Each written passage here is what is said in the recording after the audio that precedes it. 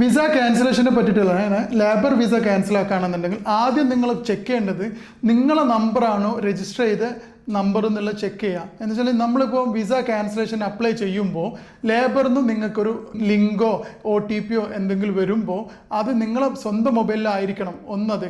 അതെന്താ വെച്ചാൽ നമ്മൾ ലേബറിൽ കംപ്ലയിൻറ്റ് റേസ് ചെയ്യുക. നമുക്ക് സ്പോൺസർ ആരാണെന്നോ നമുക്ക് ഓണർ ആരാണെന്നോ ഒന്നും നമുക്കൊരു കോണ്ടാക്ട്സ് ഇല്ല, നമ്മളെ വിസ ക്യാൻസൽ ആക്കണം.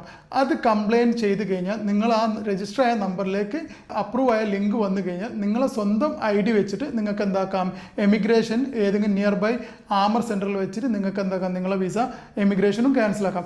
അല്ല നിങ്ങൾ പാർട്ട്ണർ വിസ എടുത്തതാണെന്നുണ്ടെങ്കിൽ നിങ്ങൾ അവീറിലേക്ക് ഡയറക്റ്റ് പോവുക.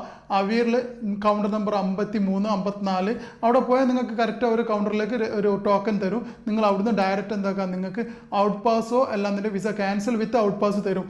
അത് വെച്ചിട്ട് നിങ്ങൾ ടെൻഷൻ ആവേണ്ട. ഔട്ട് പാസ് നിങ്ങൾ പുറത്ത് പോയിട്ട് വീണ്ടും നിങ്ങൾക്ക് എന്താ പുതിയ വിസയിൽ വരാവുന്നതാണ്.